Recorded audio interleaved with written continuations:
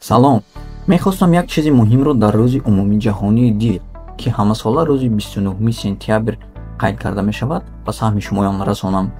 Дил ки доим беист кор мекунад, вале беморон ҳатто дар як сол як маротиб дили худро ташхис намекунанду аз муоинаи кардиолог намегузаранд. Ман фикр мекунам мушкилии муҳиме ки дар мардуми тоҷик ҷой дорад он аст, ки беморон барои ташхис ва табобати дил хеле дер муроҷиат менамоянд. вақте ки рагҳои дил пурра маҳкам шудааст, чандин маротиба сактаи дил гузаронидаанд.